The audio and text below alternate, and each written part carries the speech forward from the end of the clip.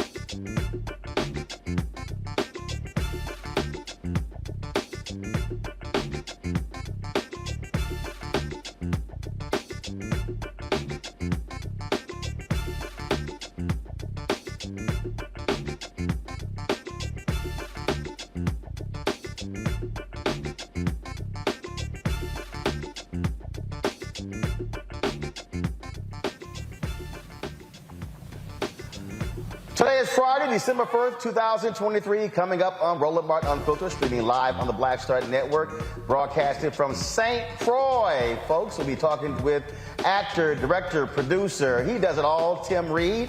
The work that he is doing here, but also on the continent of Africa. Some amazing work. Everything is not about Hollywood, folks. It's a world we're living in, and so he is taking advantage of that, and so we'll chat with him about that. We'll also talk about economics here, research, what's happening with technology. That's right, St. Croix, a critical place in the world when it comes to the internet. You know that, huh? Well, we'll talk about that as well. Congressman George Santos packed this shit up. He got kicked out. We'll talk with Congressman Glenn Ivey about him being booted from Congress. That was pretty wild today. Also, Donald Trump and his other imps trying to get their charges thrown out. We'll tell you what's happening with that in Georgia. Actor Jussie Smollett headed back to jail after the Illinois appeals court upholds his conviction. Also, menthol. There are folks who want to get menthol cigarettes banned by the FDA. Big Tobacco is fighting back. We'll have folks who support and against the menthol ban on tonight's show. Plus, today is World AIDS Day.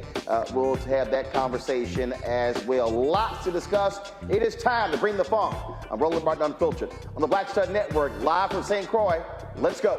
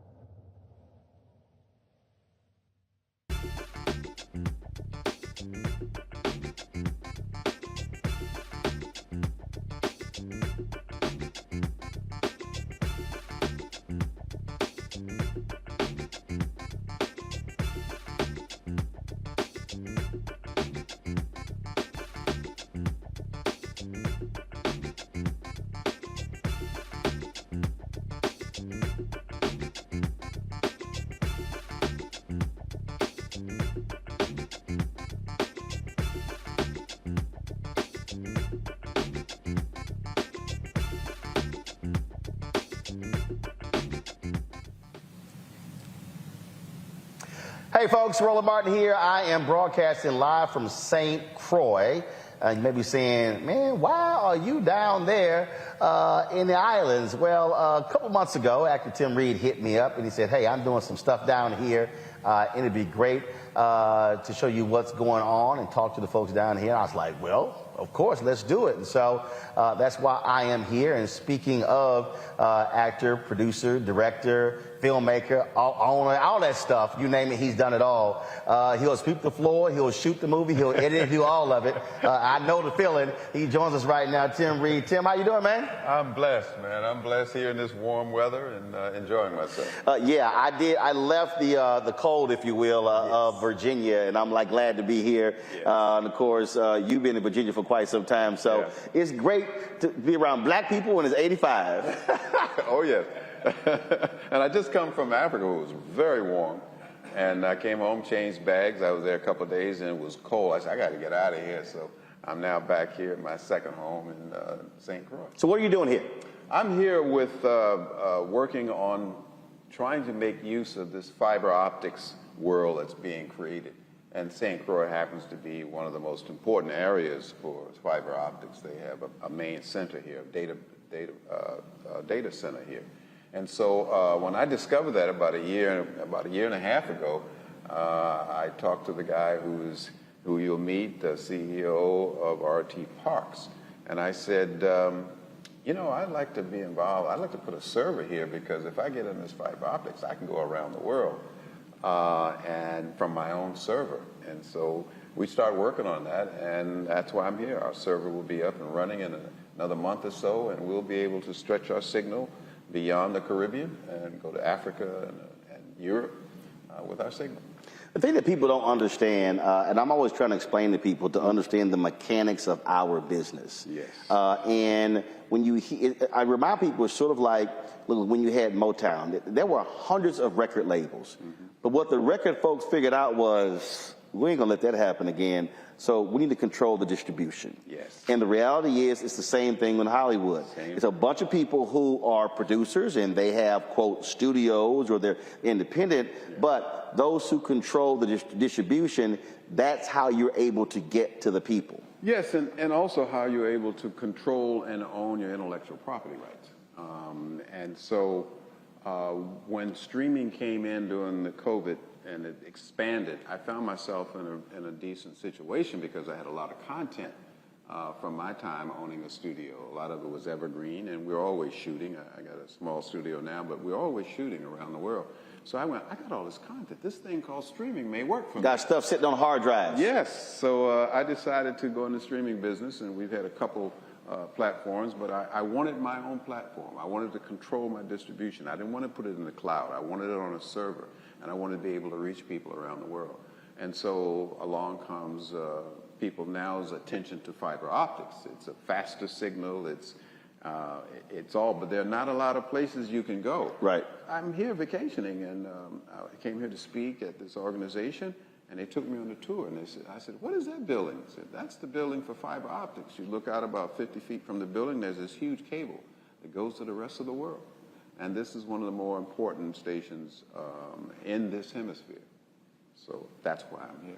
And one of the things that, I mean, we've talked over the years, and you spent a lot of time and money. A lot of time, money, but a lot of time interfacing with brothers and sisters in France, in England, but also on the continent. And what we are seeing now in Africa is an explosion because people understand the power of media. I've long said that. And it was interesting when we were driving around. I remember when we were on a panel together at Congressional Black Caucus, where I said media is the second most powerful institution in the world, right behind the military. Yes. And if we understand the power of media and how to use it and then empower it, we can actually control it. There you go. And control the message. Yeah, I spent a lot of time on the continent of Africa, and I've been going there since the late 70s.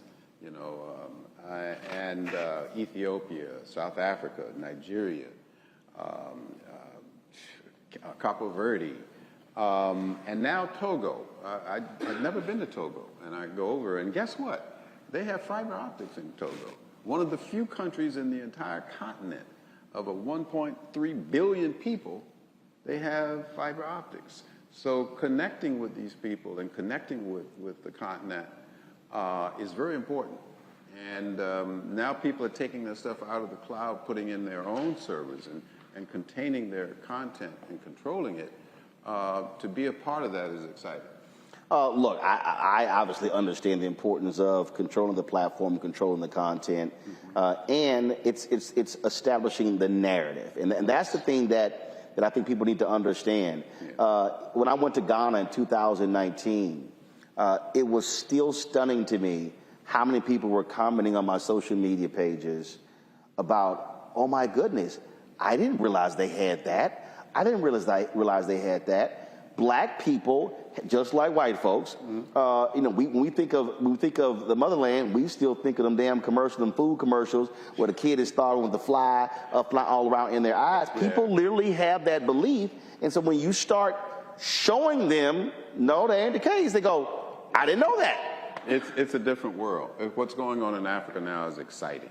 There's an energy there that reminds me of America during the late 60s and the civil rights era. There's an excitement and a hunger to tell their story. Also because it's so young. Yes. I mean, the reality is the youngest continent, and in many of these countries, the average age is 17, 18. That's exactly at Togo. 17 and 4 months is the median age for all the people there. And they believe. Another thing that excited me about being in Togo is that the idea of education can change my life is running rampant through these young people. The University of Lomé in the capital, they have an enrollment of 72,000 students. And every morning they needed these centers to sign up for next semester. They believe in education. They believe in education as your life and my life was changed by education, historically black colleges. Their lives are being changed. And they know media is important. As we talked about in the class, I do these master classes wherever I go. They were talking about it's time for the lion to speak. The hunter has had too much to say. the lion now must speak. And they want to do that. There are more young people, women in particular, going into media production than ever before. There's small studios springing up all over Uganda. 6 or 7 years ago when I was in Nigeria working, doing a master's class, I told them, I said, be careful if you guys don't control your content, because if not, Netflix will be in charge. Well, it happened. Netflix is in charge. You want to see a movie from Nigeria? You don't go to the guy on the blanket selling knockoff Louis Vuittons and oils. You got to go to Netflix. Also, I think that in terms of our folks who are watching at home, when I was in Ghana in 08 and 19, in Liberia last year, is trying to get our people beyond media to understand the economic opportunities that exist outside of the United States. And it's hard for people to grapple with that. So many people are focused on, well, what's happening in Atlanta or Alabama or what's happening in Chicago, and not thinking global. You got to think global. It's a different world we live in now. I mean, you can, and with fiber optics and Elon Musk, the crazy man, his Sky program, you can move a message instantaneously in wonderful resolution anywhere in the world now in a split second.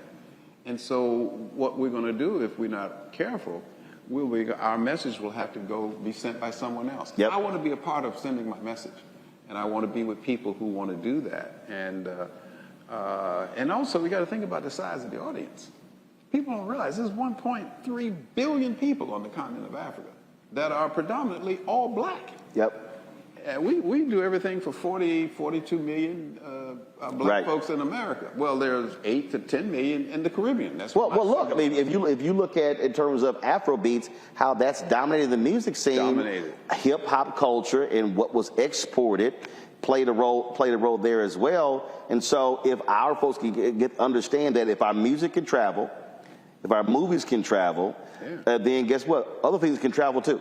They should, and if not, Afrobeats has taken over the music world. I mean, I met just this a few weeks ago, a couple of multi-millionaires who made their money. I've never heard that music here, but they're all over Africa. They're, television shows and things like that. So it's a big world. Not everybody now is waiting for rice to be dropped out of a helicopter. There's some multi-millionaires over there that are doing great business in businesses that we normally don't see black folks get involved in. Absolutely. Well, Tim, always good to see you. Look forward to this weekend. Look forward to the conversations. Play some golf? I said, listen, if y'all trying to get me to come to St. Croix, look, I got to play golf at least one time. Really? I said, that was like the second thing. I'm like, hold up, we're going to meet first. Golf going to be a part of this conversation. And it will be. All right, I appreciate it. Thanks a bunch. All right, folks, hold tight 1 second. We come back. We're going to chat with Congressman Glenn Ivey of Maryland about George Santos, kicked out of Congress expelled. Even Republicans wanted him to go. We'll also talk about research and technology here in St. Croix. What will it take to actually grow this huge opportunity in this country to benefit black folks here and, of course, around the Caribbean as well. So we'll talk about that in this hour. In the second hour, we'll have a conversation about menthol, banning menthol cigarettes. Some black folks are for it, others are against it. I'm absolutely for it. Plus, it's World AIDS Day. So it's a jam-packed show we got for you right here on Roland Martin Unfiltered, right here on the Black Star Network. You two folks, hit that like button if you're watching. And don't forget to support us as well. Your dollars are absolutely critical. You know, we're fighting a good fight when it comes to these advertisers, but it's important for you to also join our Bring the Funk fan club. Folks, you get this show 2 hours a day. Farajah Muhammad show 2 hours a day. You get Deborah Owens show, Jackie Hood Martin show. You get Stephanie Humphrey show, Dee Barnes show, Greg Carr's show. There's no black-owned media platform doing the amount of original news that we do every single day right here on the Black Star Network. And so please send your check and money order to P.O. Box 57196, Washington, D.C. 20037-0196. Cash App, $RM Unfiltered. PayPal, R Martin Unfiltered. Venmo is RM Unfiltered. Zelle, Roland at RolandSMartin.com. Roland at RolandMartinUnfiltered.com. Also, download the Black Star Network app, Apple phone, Android phone, Apple TV, Android TV, Roku, Amazon Fire TV, Xbox One, Samsung Smart TV. Be sure to get a copy of my book, White Fear, How the Browning of America is Making White Folks Lose Their Minds, available at bookstores nationwide. Download the audio version on Audible. We'll be right back. Grow your business or career with Grow with Google's wide range of online courses, digital training, and tools. Gain in-demand job skills with flexible online training programs designed to put you on the fast track to jobs in high-growth fields. No experience is necessary. Learn at your own pace. Complete the online certificate program on your own terms. Stand out to employers, get on a path to in-demand jobs, and connect with top employers who are currently hiring. Take one professional career certificate program or all 6. Earn a Google Career Certificate to prepare for a job in a high-growth field like data analytics, project management, UX design, cybersecurity, and more. All professional career certificate programs must be completed by December 31st, 2024. Scan the QR code to complete the application. There are 1,000 scholarships available. Grow with Google and J. Hood and Associates. Be job ready and qualify for in-demand jobs. Next on the Black Table with me, Greg Carr. There's a lot of talk about the inevitability of another civil war in this country. But on our next show, we'll talk to a noted author and scholar who says we're actually in the middle of one right now. In fact, Steve Phillips says the first one that started back in 1861, well, it never ended. People carrying the Confederate flag, wearing sweatshirts saying MAGA Civil War, January 6, 2021, stormed the U.S. Capitol, hunted down the country's elected officials, built a gallows for the Vice President of the United States, and to block the peaceful transfer of power within this country. On the next Black Table, here on the Black Star Network.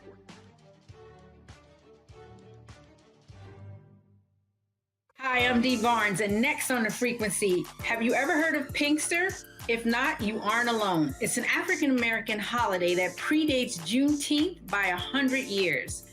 This week, we're talking with my special guest, the founder and CEO of Trans Art and Cultural Services, Greer Smith, to talk about Pinkster and why it's so important.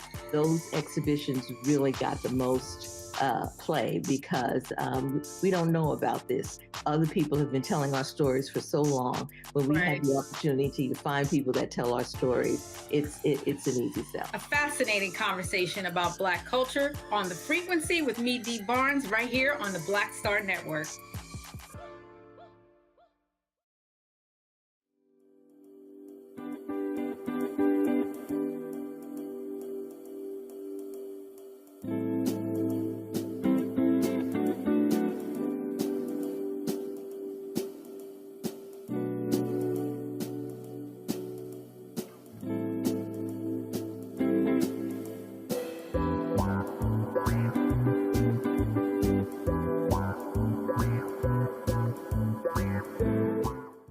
Smith, creator and executive producer of The Proud Family, Louder and Prouder, and you're watching Roland Martin Unfiltered.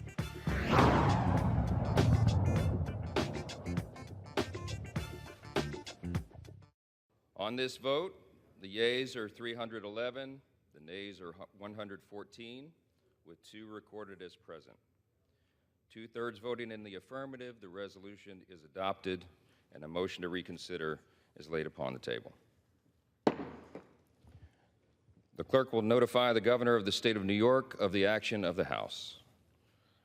Under Clause 5D of Rule 20, the chair announces to the House that in light of the expulsion of the gentleman from New York, Mr. Santos, the whole number of the House is now 434.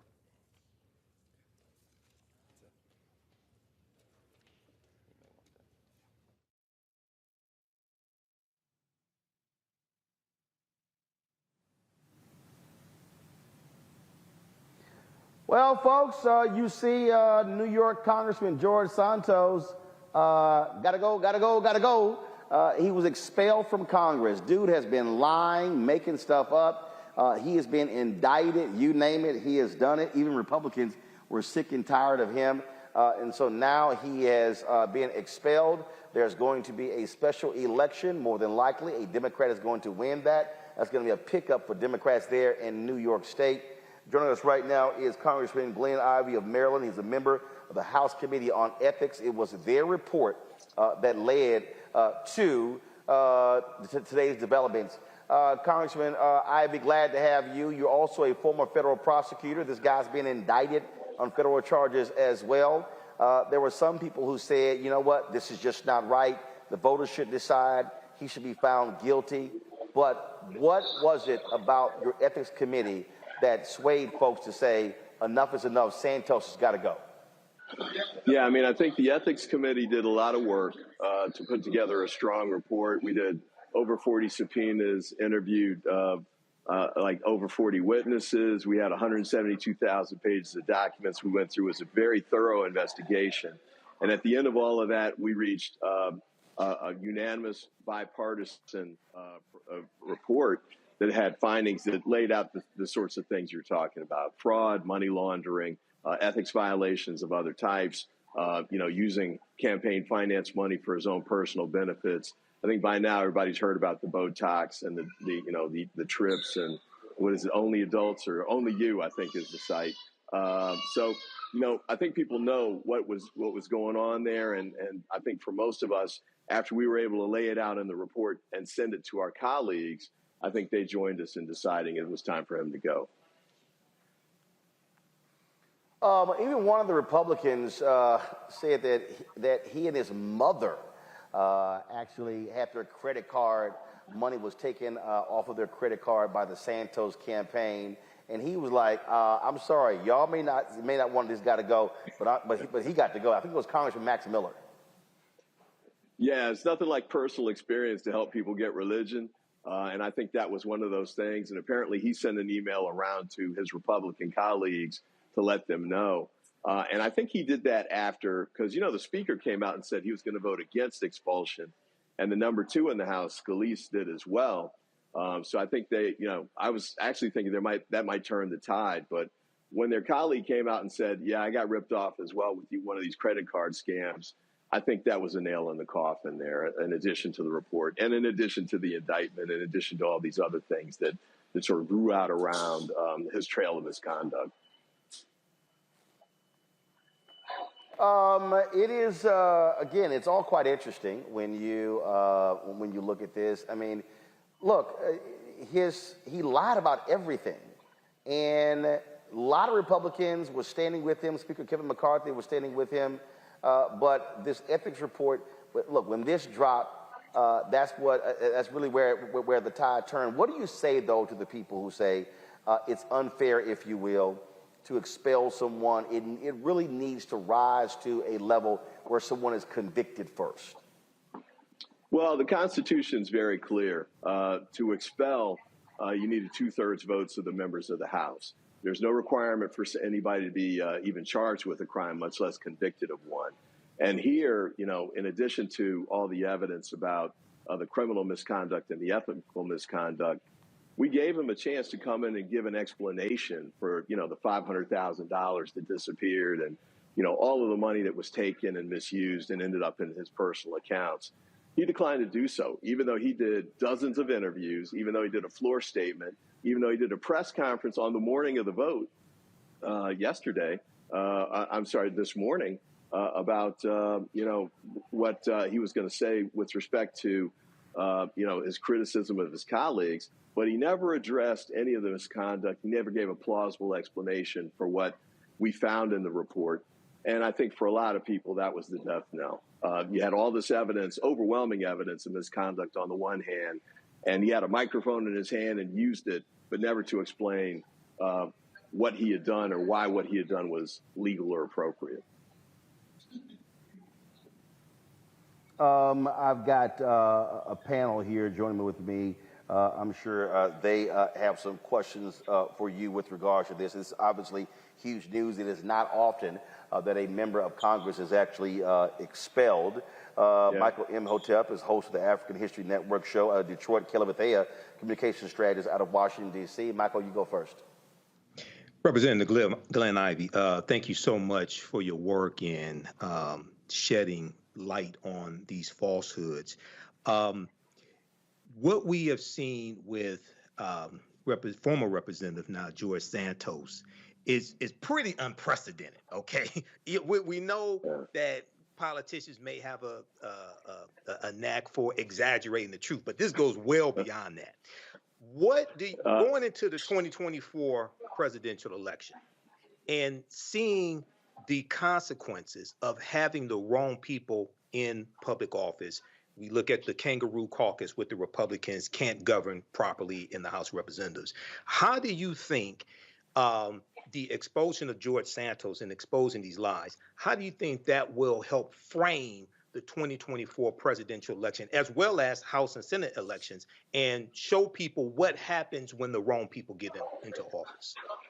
Yeah, it's a great question. I mean, I think one of the things that we should carry away from this is that we really need to vet candidates more carefully because a lot of this stuff was right at the surface. And I think a local newspaper found it first, but it was after he'd been elected. And once they started putting the information out, as soon as they started pulling on the thread, the whole thing unraveled.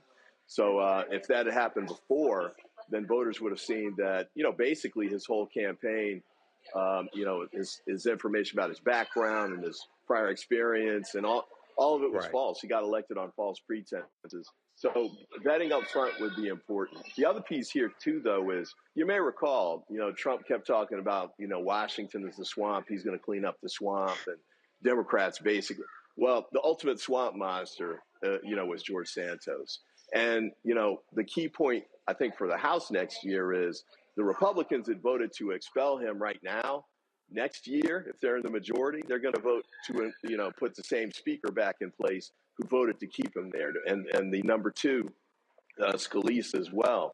So if they're concerned about what they saw with Santos, it's time to move off of that party and make sure we have ethical people put in place who are going to fight against this sort of thing. And then the other part I'll say here is the New York races. One of the reasons we lost the House, we being the Democrats, was because we lost, 5 seats or so around the New York City area that really should have been Democratic pickups. Biden won those by significant percentages. I think this is going to help us pick up those seats. In fact, one of the reasons that those Republican congressmen led the push to get Santos out is because they were feeling the heat and they wanted to try and get him off the stage and move him away. I think it's important for us to remind the voters, not just about this. I think there's a lot of things that the administration's done that's been positive, rolling out for infrastructure, prescription drug costs, especially insulin. There's a lot of things that he's done that he hasn't gotten full credit for. But we need to remind them that George Santos is a product of the Republican Party. And the bigger version of that is Donald Trump. And you don't have enough time on the show to go through all of the stuff that Donald Trump's done, or even the recent statements. The recent statements he's made are astonishing. It's just, it's incredible to think that this guy is going to be the nominee for the Republican Party, and they're not doing anything to stop it or try and redirect it. That's the state of the Republican Party right now. All right. Thank you. Kelly. Hi, Congressman. One of the things that I noticed in reading articles about this today was the fact that Speaker Johnson or Majority Speaker Johnson talked about how this would set bad precedent because there hasn't been a full criminal investigation, et cetera, et cetera. Can you talk about that in the sense of this is really a place of work and you don't have to have a criminal investigation necessarily to be fired from your place of employment if you decide to break ethics violations within your place of employment? I feel like the Republican Party and the powers that be like to move the goalposts as far as what the standard is, so long as that they're in power. So can you speak on that, please? Absolutely. I think it's a great point. Wherever you work, if you get caught stealing, except Congress, if you get caught stealing, you're gone that day. They're packing you up. And if you're lucky to let you walk out, you may get escorted out. So I think that it's a fair point about that. Additional points on this, though. I mean, some people were saying the voters of New York put him there. They should be the ones to decide. But remember, he got there based on false pretenses.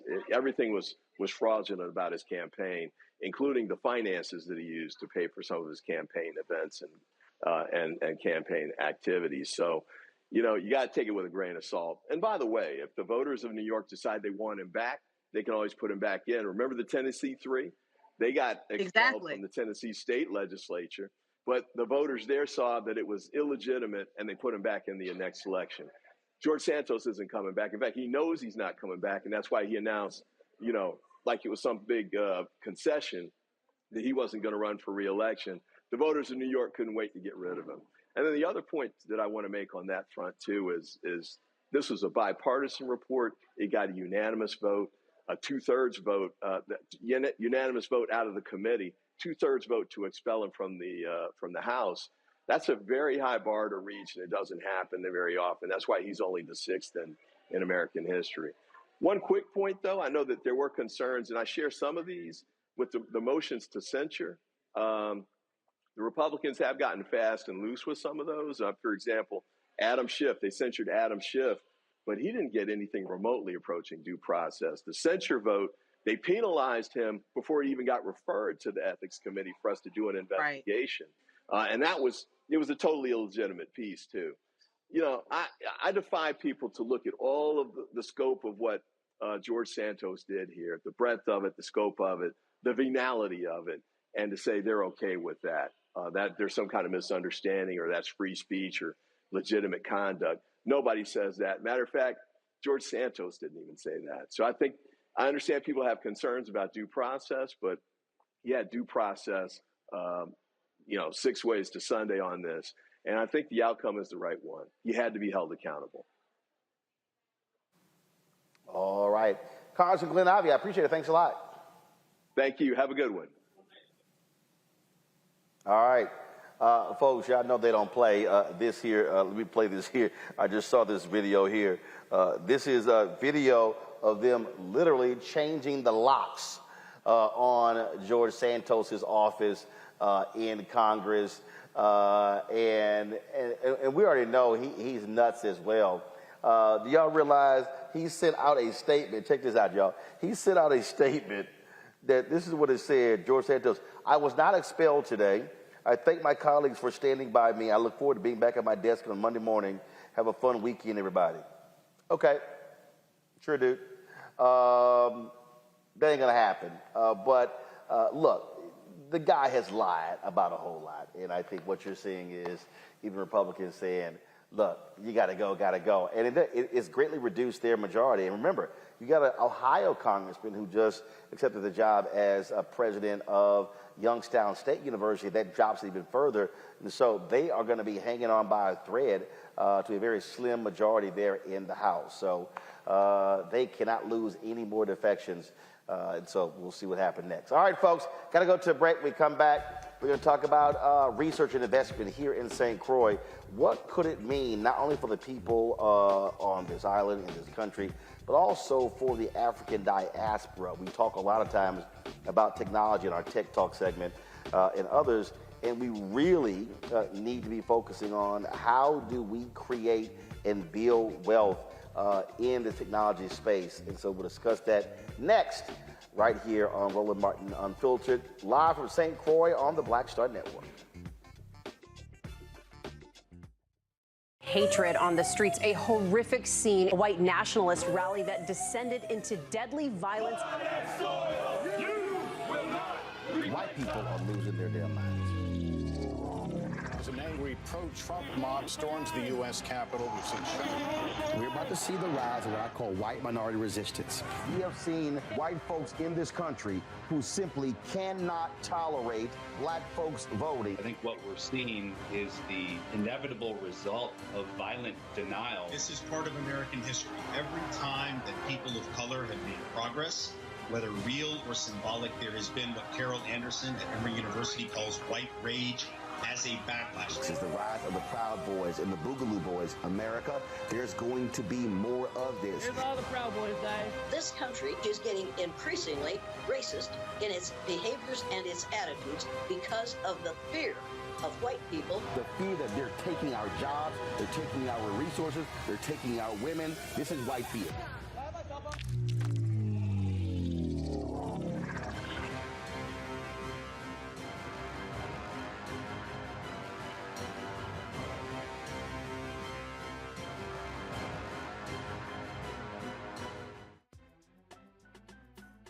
Faraji Muhammad, live from LA. And this is The Culture. The Culture is a two-way conversation. You and me. We talk about the stories, politics, the good, the bad, and the downright ugly. So join our community every day at 3 p.m. Eastern and let your voice be heard. Hey, we're all in this together. So let's talk about it and see what kind of trouble we can get into. It's The Culture, weekdays at 3, only on the Black Star Network. Farquhar, executive producer of Proud Family. You're watching Roland Martin Unfiltered.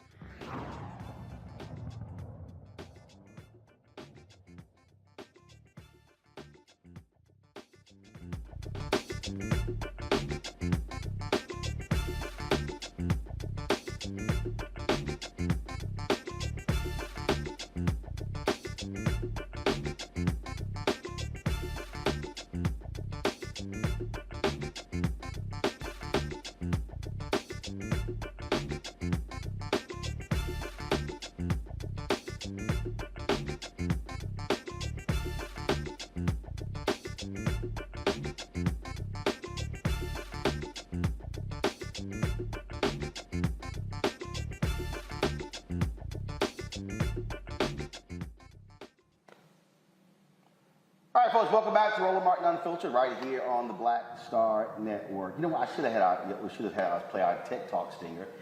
We talk about technology a lot on this show. We have that segment, of course, where we focus on African Americans in technology. And when you understand what's happening in this country, how wealth is being created, technology is playing a huge, huge role, not just in the United States, but all across the globe. Unfortunately, we are on the user end of this as opposed to on the ownership end. So how do we change that? And also, what are the opportunities that exist for us? Well, joining us right now is Peter Chapman. Peter is the CEO here of the Research and Technology Park Corporation here in St. Croix. Peter, glad to have you here. Thanks for inviting me down here. So what exactly is this? Gotcha. Roland, first of all, thank you for setting up here, and thank you for joining us this weekend. So the Research and Technology Park Corporation is a very specialized, unique institution. We were created 21 years ago as a vehicle for really diversifying and strengthening the economy of the Virgin Islands beyond, oil refining, tourism, things that you normally associate with this region. And so we were established to really harness opportunities in the tech sector, which we'll talk about, in ways that would support the growth of the economy. So because we have some very unique challenges and opportunities, we focus not just on technology, which I'll explain, but we also focus on what we call comprehensive economic and community development. So, for example, we provide services to early-stage entrepreneurs, right, including Black and brown entrepreneurs, right, to help them get traction in the tech sector. Only here or all over? In the region, in the U.S. Virgin Islands, which primarily includes St. Thomas, St. Croix, where we are, and St. John. But there are a bunch of smaller islands as well. We also engage in what we call physical redevelopment, community development. We have a project across the street, the first phase of which will be about $50 million that will build new mixed-income housing, office space for businesses, so forth and so on. We also have talent development and talent attraction programs. We have a STEM education program, right, to bridge the divide between the haves and the have-nots in terms of STEM education. So we do a lot beyond the traditional work that you associate with tech-based economic development groups like Y Combinator and institutions like that out in Silicon Valley. So is this government run? Is this private? No, this is what we call in the United States, mainland United States, public-private partnership. So we were established through the very visionary work of some folks at the University of the Virgin Islands 21 years ago.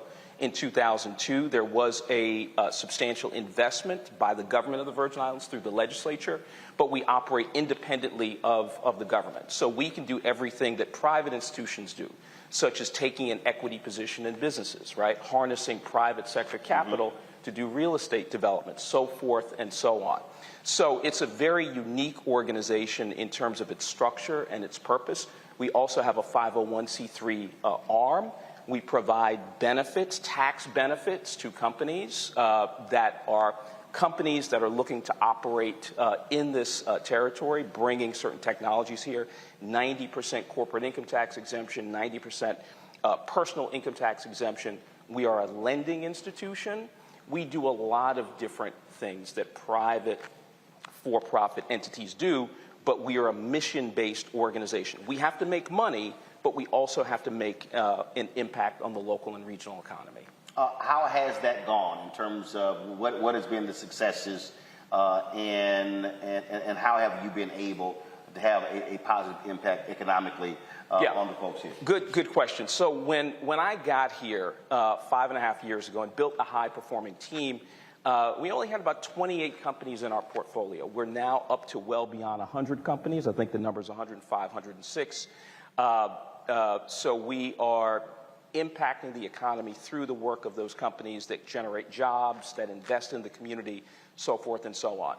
We impact the community through the money that we are able to invest in the University of the Virgin Islands, which is an HBCU. A lot of people don't think about it that way, but it is an HBCU, and it's really an anchor institution here, Roland, which generates a significant amount of the talent that comes out and works in the tech sector and in other sectors. So through the money that we make through our private ventures, we were able to invest $3 million in the university last year. Over the last 5 years, we've invested $12 million in them. So that's another way that we have a very tangible, appreciable impact on the economy and institutions here. We hope to get our big real estate project off the ground in a few months. We've had a little hiccup there.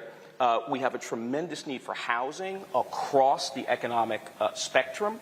And so that will add additional residential units for low, moderate income people, market rate people. We need more office space for tech and knowledge-based enterprises so that they can grow and scale. And so that project will also serve that need in the form of a 20,000 square foot research and development facility. I should also point out that as a non-traditional tech sector focused organization, we also focus on areas like sustainable agriculture. We import, unfortunately, 90% of our food product, which is not a good thing. And so to ease 90% into the Virgin Islands. 90% into the Virgin Islands, which contributes to food being extremely expensive, which is a burden for many folks here. So the average, household income is about $38,000, $40,000. Here, the unemployment rate, the labor force participation rate is 49%. The poverty rate is 23%. So we tell it like it is, right? And we are focused on improving those conditions, addressing those conditions head on as we help companies grow and scale. Now, when we talk about the future, you talked about that real estate development. I get housing as well. Do you have the labor force here that's ready for the future? We have. It depends on the companies, right? If you have a company, right, a cybersecurity company, right, that has limited needs in terms of the number of people that they require, 10, 15, 20, we can generally fill those staffing needs with people that we have in the territory. If you're talking about a larger employer that is employing 50, 100, right, 250 people, then we have to expand, right, what we call our labor shed. And we look at Puerto Rico, we look at the mainland U.S. We have a portal that we call Vista Plus, which stands for Virgin Islands STEM Talent Archive, which is designed to connect people within the Virgin Islands diaspora. They could be in the mainland United States, they could be in Europe, Asia, connect them to companies here that are looking to grow and scale, right? And so that's not the panacea, but that's one very practical thing that the RT Park does to help address the staffing needs of companies operating here. Now, are you looking to attract people to open their businesses here for investment? We are. We are aggressively, right? So we are looking to attract what we call high-performing companies, right? These are companies that can employ significant numbers of people, but we are also looking for early-stage companies, right, that have a great deal of potential. We operate a program, among several others, that we call our accelerator program. It's called Accelerate Virgin Islands. It's modeled heavily on Y Combinator in Silicon Valley. The architect of that program is a graduate of Y Combinator, and that program attracts applicants literally from all over the world, right? So we provide them with intensive technical assistance and funding to help grow and scale their businesses, and the expectation is that they will at least locate part of their business in the Virgin Islands. So when we look at data from Brookings, Urban Institute, places like that, we see that roughly 90% of economic impact in any region comes from expanding businesses and startups. So that's why that robust startup program is critical to us. In fact, you'll be interested in knowing that one of our potential unicorns is actually run by a young brother from Houston. He has a company called Grind, which is an automatic rebounding machine. I know you're a sports fan as well. So this is a product that's made for the consumer market as opposed to just institutions. So he was nurtured right here at the RT Park. He was on Shark Tank a few years ago. And so that's an illustrative example of the caliber of early stage firms. Now, so y'all invested in that company? We are. We're a business, right? Mission-based business. So we have an equity stake in the early stage companies. So if they do well. And define early stage. So yeah, good question. So if you've been in existence for 2 to 3 years and you have some demonstrated staying power, if you have what we call minimum viable product, which basically means a prototype, right, that we have determined has merit, has value, then you have a good chance of being accepted into our accelerator program. So it has to be product-based? It doesn't have to be product-based, but that's where our strengths lie as an economic development institution, right? So we have those type of companies, but then we have companies that want to be here because of all the competitive advantages, some of which Tim Reed mentioned, and they don't really need any help, right? They're coming here because they want to take advantage of the tax benefits or because they want to take advantage of the fiber optics network. We have the second biggest concentration of fiber optics in the Americas, right here in the Virgin Islands, and there's a pipe leading from that infrastructure to this building where we're sitting. So if you have a server like Tim's and you need a place to house your server, you can house it right here at the RT Park headquarters. So there are lots of benefits that accrue to high-performing companies that are in the United States and other places that want a good place to operate and to grow and scale. And what many of them do is they may leave their core operation in the United States, but establish a secondary operation to take advantage of all these benefits, particularly the tax benefits. All right. Hold tight 1 second. We come back. My panel, they got some questions for you as well, so we'll look forward to doing that, folks. We're talking entrepreneurship, economics, technology, you name it. We cannot talk about wealth creation if we're only thinking about it through working for somebody else. And so we'll continue this conversation live here in St. Croix. When we come back, don't forget, if you're on YouTube, hit the like button, folks. We should easily be over 1,000 likes. And also, don't forget, you can also support us in what we do by joining our Bring the Funk fan club. Your dollars are critical. About $230,000 behind where we need to be for this year. And so please support us, folks, with your resources. Look, we're asking 20,000 of our fans on average to give $50 each. That's $4.19 a month, 13 cents a day. Some people give less. We appreciate every dollar. Some people have given more.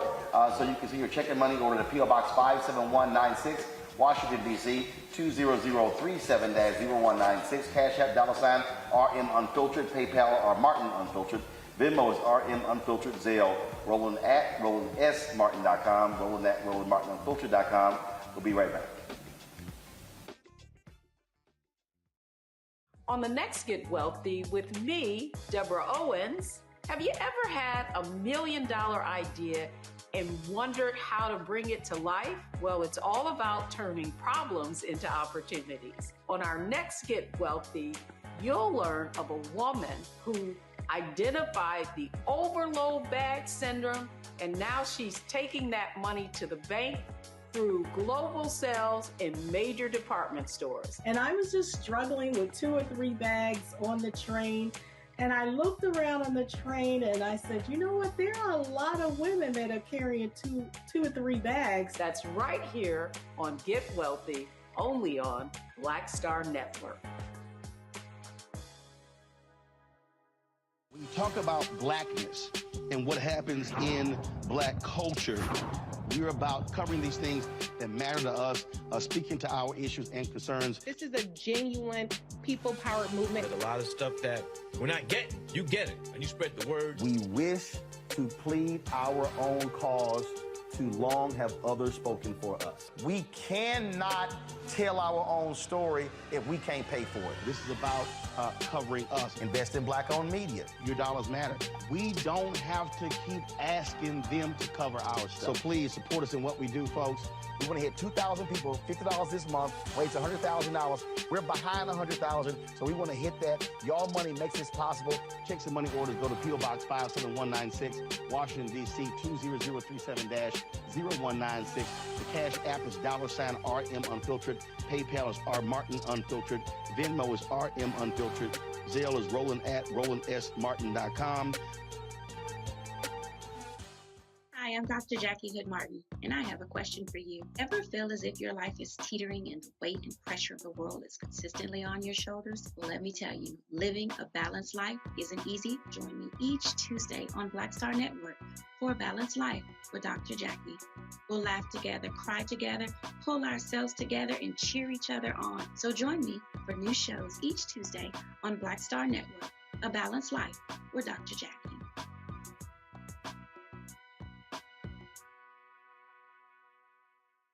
Next on the Black Tape with me, Greg Carr. There's a lot of talk about the inevitability of another civil war in this country. But on our next show, we'll talk to a noted author and scholar who says we're actually in the middle of one right now. In fact, Steve Phillips says the first one that started back in 1861, well, it never ended. People carrying the Confederate flag, wearing sweatshirts saying MAGA Civil War, January 6, 2021, stormed the U.S. Capitol, hunted down the country's elected officials, built a gallows for the Vice President of the United States, and to block the peaceful transfer of power within this country. On the next Black Tape, here on the Black Star Network.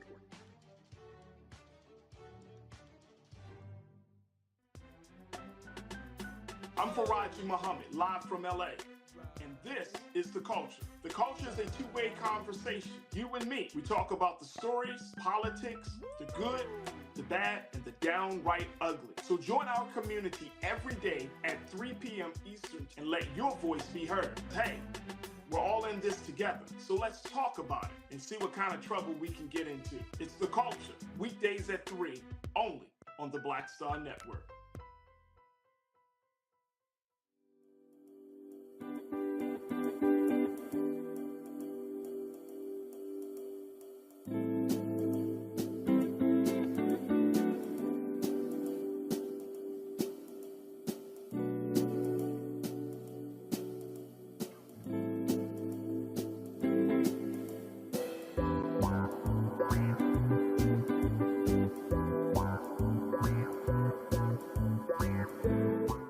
I'm Dee Barnes, and next on the frequency, have you ever heard of Pinkster? If not, you aren't alone. It's an African-American holiday that predates Juneteenth by 100 years. This week, we're talking with my special guest, the founder and CEO of Trans Art and Cultural Services, Greer Smith, to talk about Pinkster and why it's so important. Those exhibitions really got the most play because we don't know about this. Other people have been telling our stories for so long. When we have the opportunity to find people that tell our stories, it's an easy sell. A fascinating conversation about Black culture on the frequency with me, Dee Barnes, right here on the Black Star Network.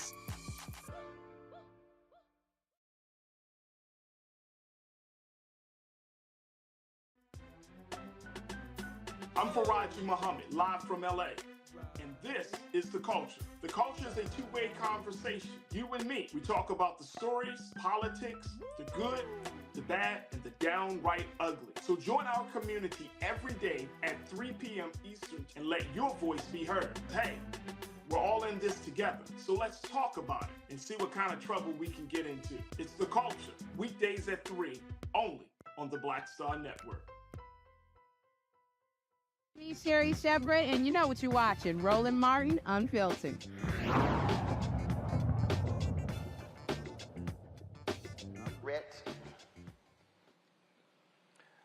All right, folks, welcome back to Roland Martin Unfiltered on the Black Star Network here in St. Croix, talking with Peter Chapman. He's the CEO of this research park here. Panel, let's go. Michael Imhotep, what's your question for Peter? Hello, Peter. Hey, thanks for this conversation. Earlier in the show, Roland spoke with veteran actor Tim Reed, and I know there's a partnership between Tim Reed's Legacy TV as well as the University of Virgin Islands Research and Technology Parks that you're part of. Can you talk about, and it's been going on about a year, can you talk about maybe some of the things that have been accomplished so far with that partnership, and what do you think would be one of the most important things or myths that he can dispel when it comes to the African diaspora projecting these images?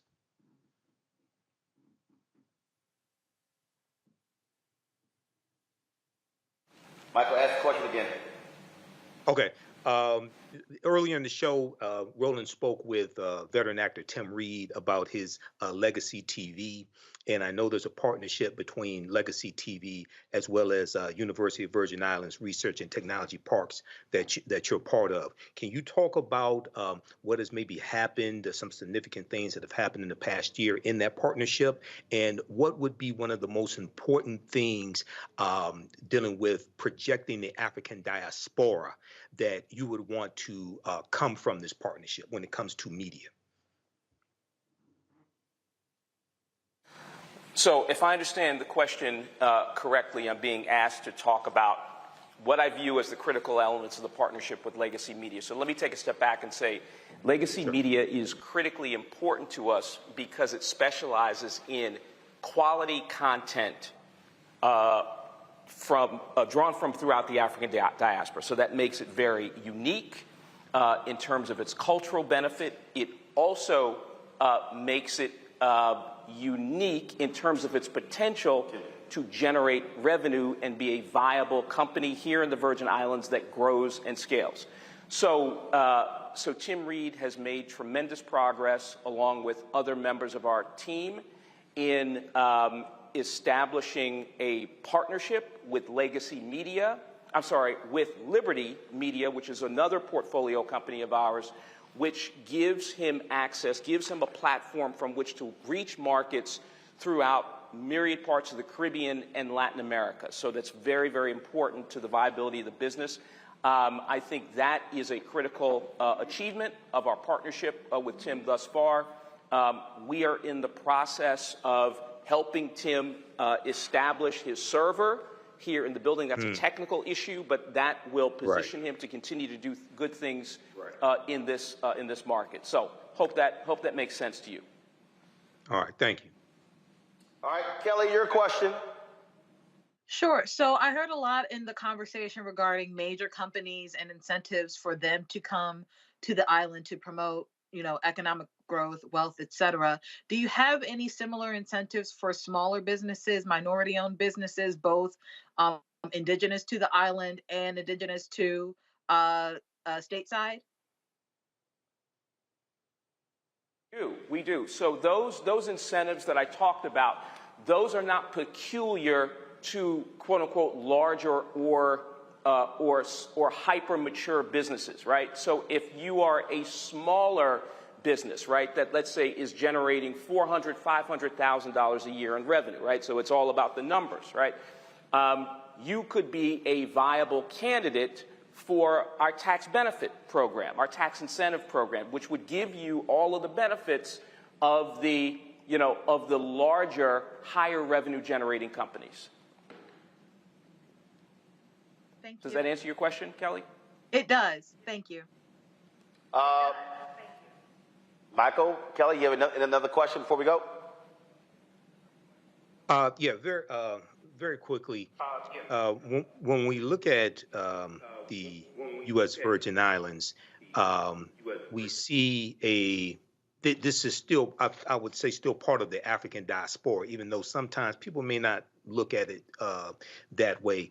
When it comes to African Americans, what are some things that you think are important for us to know historically about the U.S. Virgin Islands so we can connect with those brothers and sisters there? Yeah, so I think you answered your own question at the beginning. We are part of the African diaspora, just like the mainland United States. We have similar histories, right? So we've inherited the legacy of slavery, different forms of Jim Crow. It's not called Jim Crow here, but we have more in common than not. In fact, we are making a concerted effort to elevate our profile among African Americans on the mainland because we want them to see this as a viable place to locate their businesses, just as Mr. Reed has with Legacy Media. So there's a lot there, but the bottom line is that we have a lot in common, and this should be a place where African Americans from the mainland feel very, very comfortable socially, culturally, and in terms of operating their businesses. Okay, thank you. Last question for me, Peter, and that is, as you're looking on the horizon, as you're looking at, see, this has been around 21 years, where do you see this Research Development Corporation being 5-10 years from now? Yeah. Where do you want it to be? Yeah, I mean, first of all, that's a great question. So first of all, I want us to have even more portfolio companies than we have now. So in another 5 years, I would like to be at, somewhere closer to 140, 150 portfolio companies. I want us to be a major contributor to what we call physical infrastructure, so housing, office space. We have a lot of technical capabilities there. And we also want to increase the number of businesses that are owned by Black and brown people operating here.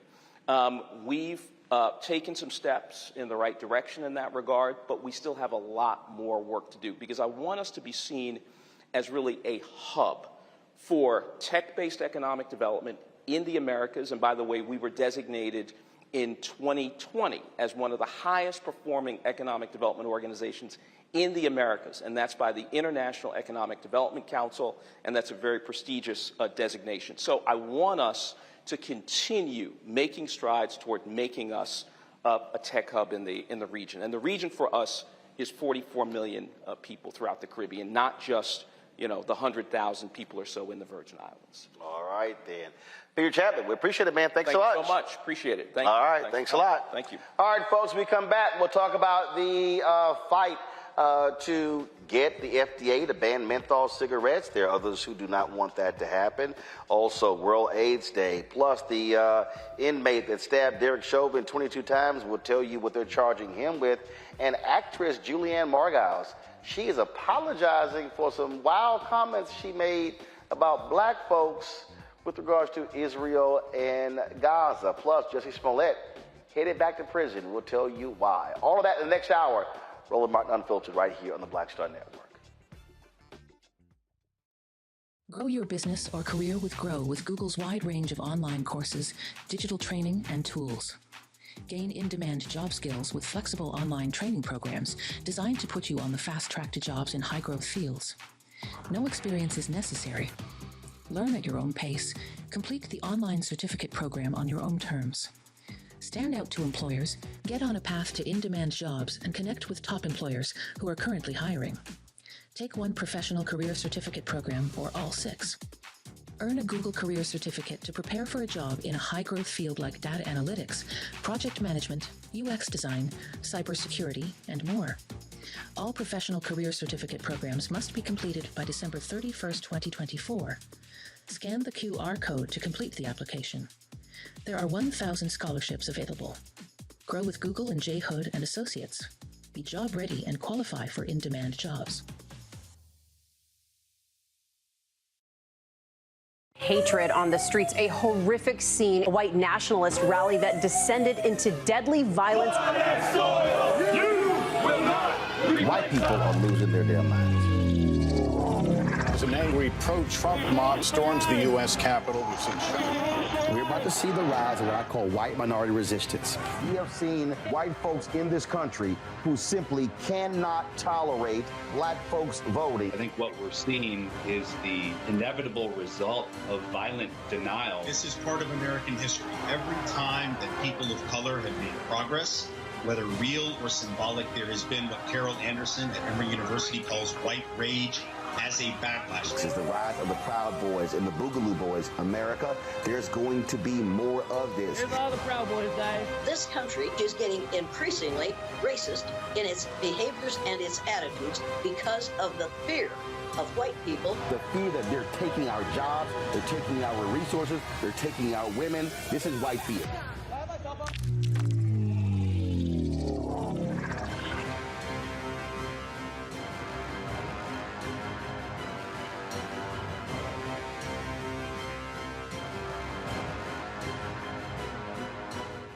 I'm Dee Barnes, and next on the frequency, have you ever heard of Pinkster? If not, you aren't alone. It's an African-American holiday that predates Juneteenth by 100 years. This week, we're talking with my special guest, the founder and CEO of Trans Art and Cultural Services, Greer Smith, to talk about Pinkster and why it's so important.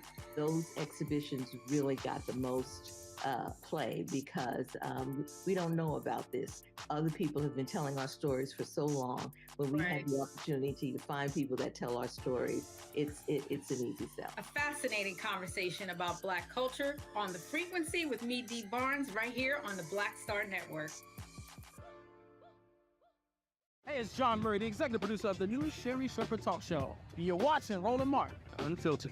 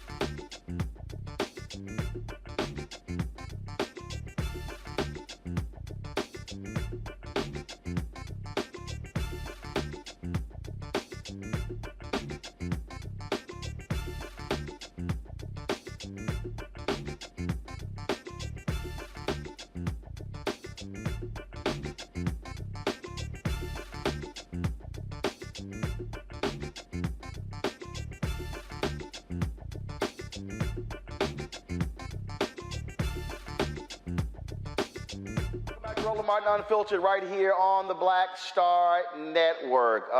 We've talked several times on the show about the call for the FDA to ban menthol cigarettes. African Americans have a high propensity to smoke menthol cigarettes than anyone else. We have been participants with the effort to get the FDA to do that, but you also, of course, you have Big Tobacco, who is flexing their muscles, and they are also saying, folks are saying that, well, it actually should not happen. Got a couple of people here joining us right now to discuss this here. First and foremost, Carol Magruder. She's the co-founder and co-chair of the African American Tobacco Control Leadership Council. We have retired NYPD Deputy Inspector Corey Pegues, who opposes the ban. Glad to have both of you here. First off, I'll start with you, Corey. I've heard different folks with different folks with law enforcement suggest this is going to have a negative impact on African Americans, criminal prosecution. We saw Senator Tom Cotton talk about how this is going to create an opportunity for the cartels to target black folks. How? Well, all you really have to do is look at 1993, the World Trade bombing. It was funded, on tobacco. That's you can just look that up. So what we're talking about, me being a 21-year law enforcement executive, I understand that there will be unintended consequences in the form of this will be the new stop and frisk. Police officers don't know the difference between a menthol cigarette and a non-menthol cigarette, but it will be a precursor for them to engage. And when you look at YouTube, all over Twitter now, you see what the young people are doing with the police. When we was younger, the police told you to get off the corner, you got off the corner. Now it's engagement, and this engagement can lead to devastating consequences, such as 3 people that died at the hands of police with a menthol cigarette. Sandra Bland refused to put her cigarette out. Her Newport in Dallas, Texas, allegedly hung herself. Eric Garner was allegedly selling Lucy cigarettes, menthol Newport cigarettes. He was choked out by the police. And George Floyd was allegedly buying Newport menthol cigarettes with a counterfeit $50 bill. And we only know about those things. Corey, hold on 1 second. Corey, 1 second. First of all, I deal with facts. And so let me unpack those. Out of the 3 that you're talking about, the only one where there was a direct correlation between so-called loose cigarettes and police interaction was Eric Garner. That was the only one. Sandra Bland took place. No, Corey. I'm stating facts. Sandra Bland took place in Prairie View, Texas, with a Texas Department of Public Safety trooper. She was smoking. The officer told her to put the cigarette out. She said then why she opposed that. When he then ordered her out of the car, he then said he gave a lawful command, and she was arrested not because of her cigarette, because she disobeyed the lawful order to get out of the car.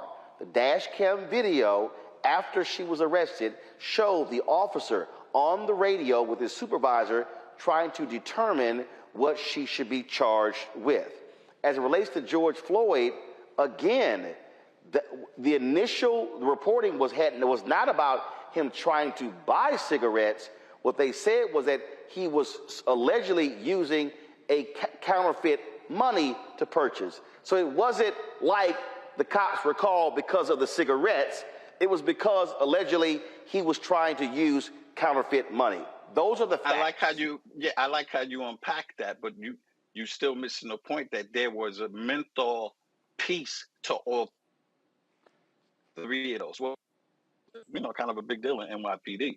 And we talk about Sandra Bland in Texas. But that cop had already wrote this. What I'm saying was, if she never had the menthol cigarette rolling, if she did not have the menthol cigarette, he gives her the summons and she's on her way, right? George Floyd. No, Corey. That is wrong. So, Corey, that is flat out. Corey, I don't understand what you're talking about.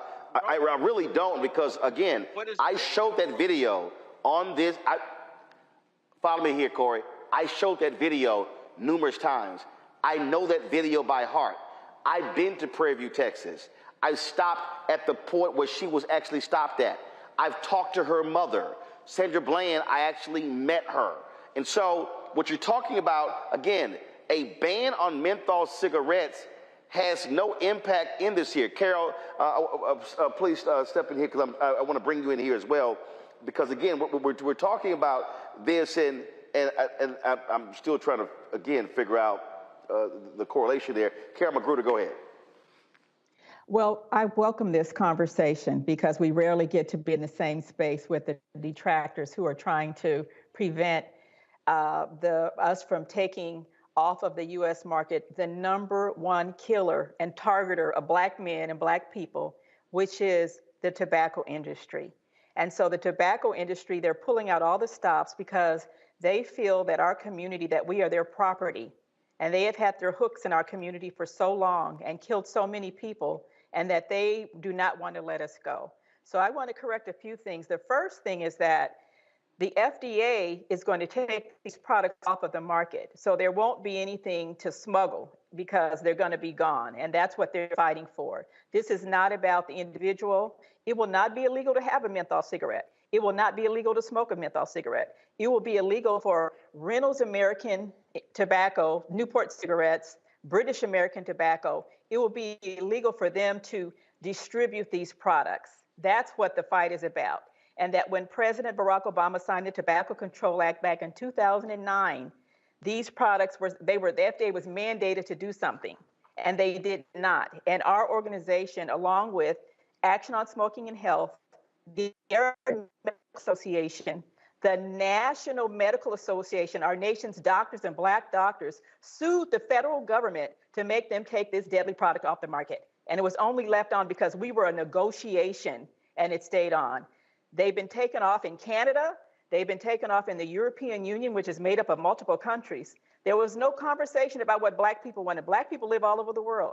There was no conversation about Black people want their menthols because those countries have not experienced the racist, pernicious, relentless targeting of our people, including giving these products away to children as young as 9 years old.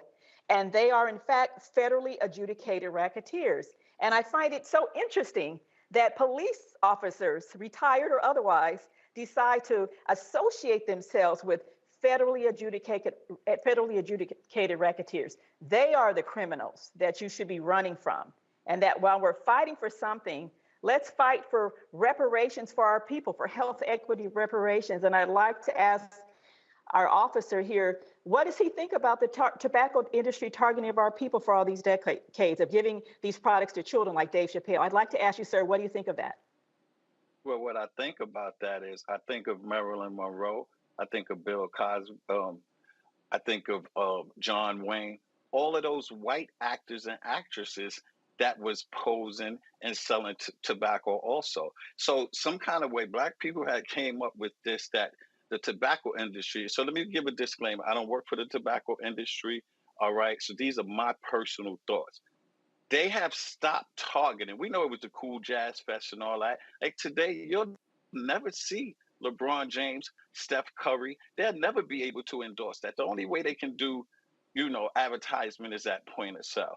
So we know that. And let me tell you why. You said, why does law enforcement want to get involved? Let me tell you why I want to get involved. Because I have Black babies, okay? The number one killer from the age of 1 to 25 in the Black community is homicide, okay? And we do know since the crack era, the difference between the crack coke and crack, we know what happened. Now we have an opioid issue. Guess what they're doing with the opioid issue?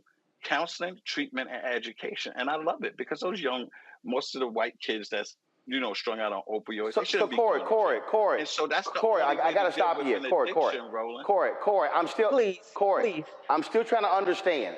No, hold on 1 second. Corey, I'm still trying to understand because it's not clear.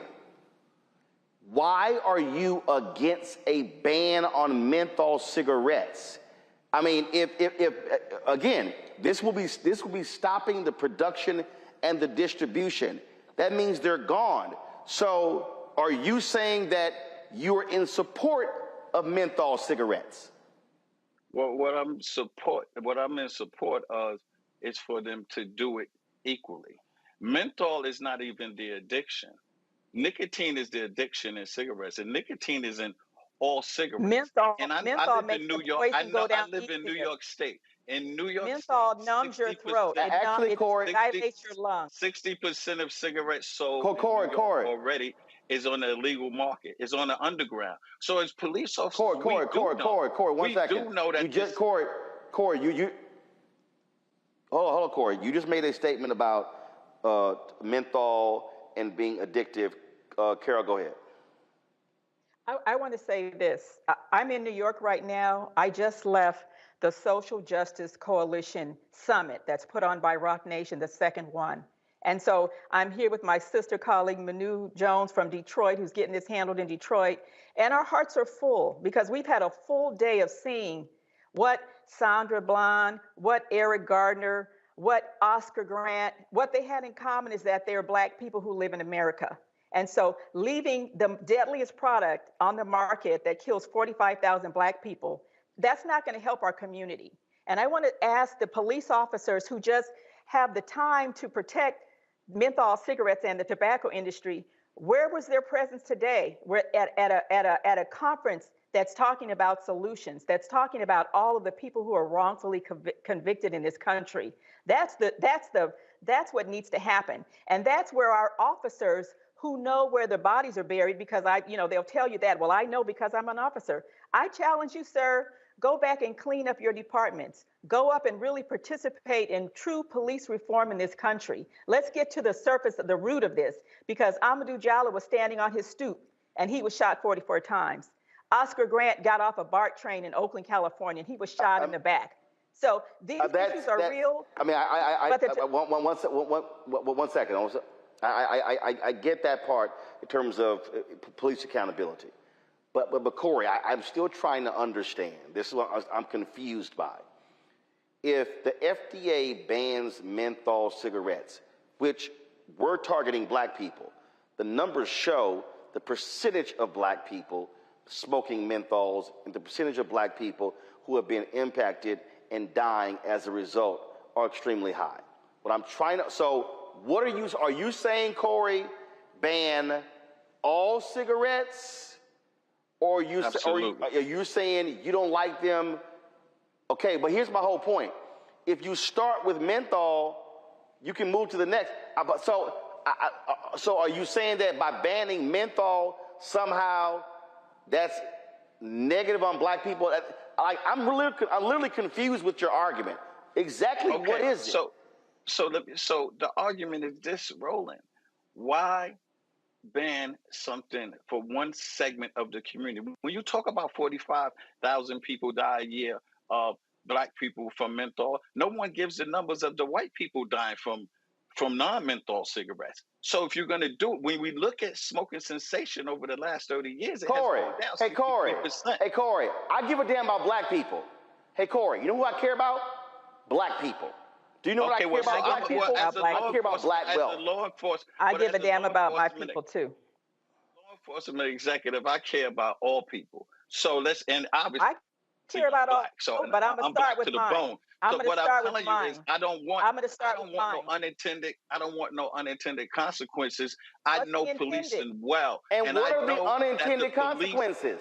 The unintended consequences is going to be more engagement, Roland. It will be more engagement with the Black and brown community, with young people over smoking these cigarettes. But the illicit market in the underground, all you got to do is look at Chicago. Hold on, let me get this out. Corey, look 1 at second. Chicago. It's so bad. No, Corey, I need to establish facts.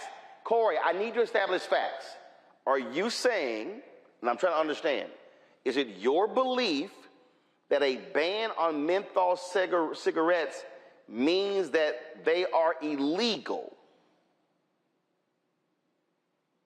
When you ban them, that's when the underground is going to explode. But the underground is already exploding. And we talk about a health issue, and I'm on record talking and saying that I don't smoke. Smoking is bad for your health. I know that. The ban is about the manufacturers. It is about Reynolds American. And Reynolds American. About Reynolds American. So listen to what I'm saying. I'm just giving you. It's not about the individual. It is not. I'm only giving you a law enforcement perspective. I can only give you a law enforcement perspective. That's my point. Where I know that the criminal element will make a ton of money, and we will have more shootings in our community. The gangs will start selling all of these unauthorized cigarette, like you said. They won't I be know there the to ban sell. is for the manufacturer, they won't be right? There to the sell. ban is for the Corey, hold on 1 second. Corey, I got to ask you a question. You say they're going to be selling unauthorized cigarettes. How are they selling unauthorized cigarettes when they're not going to be allowed to be manufactured or distributed? Coming in by the busloads. They're coming in by ships now. China and India. The U.S. government is grabbing these. They're grabbing millions of cartons of cigarettes. They're going to be making them, Roland. And if we think, and my main issue is we think we have a health problem now with a regulated cigarette for over 80-something years. Imagine when they ban the cigarettes. Everybody's going to be making cigarettes. They're going to have fentanyl and everything in the cigarette. It's just like alcohol. Oh, wow. Roland, it's just like prohibition. Oh, wow. Prohibition didn't work. Wow. They all went and started making illegal moonshine, right? It's going to be the same thing with the cigarette. All right. We already seen this movie before. Don't be bamboozled by saying 45,000 Don't be black people bamboozled died by a year. an industry that doesn't want to let go of the one second, Corey. Carol. Well, one second, Corey. Carol. Carol, let me ask you this question. When Big Tobacco was sued and states were winning, and we began to see a curtailing of advertising and things along those lines, did we not see a dramatic drop of smoking rates in this country? We have seen a dramatic drop, but there has always been a disparity. And so there was no bigger demonstration of the disparities when we had COVID. It just magnified the disparities. And so our position, along with Delta Sigma Theta Sorority Incorporated, the National Association for the Advancement of Colored People, 100 Black Men, Make It Count, the NMA, Black Center for Health Equity, all of these groups have studied this issue.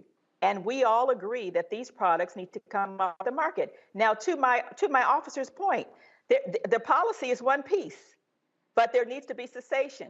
There needs to be health equity. There needs to be reparations from the tobacco industry to our community. And so this brother, he wants to defend Marilyn Monroe and John Wayne, God bless him. I'm concerned about my brother on the corner who in our community has been seeded with addiction for decades and decades. And I'd like to ask your position. Do you feel that the tobacco industry? Do you feel that the tobacco industry owes us reparations? Don't put words in my mouth. I never defended John Wayne and Marilyn Monroe, but you guys keep saying they targeted the black community. They targeted all. Tobacco wasn't going to get rich just in the black community. Everybody was smoking cigarettes. And everybody, Bing Crosby, Corey,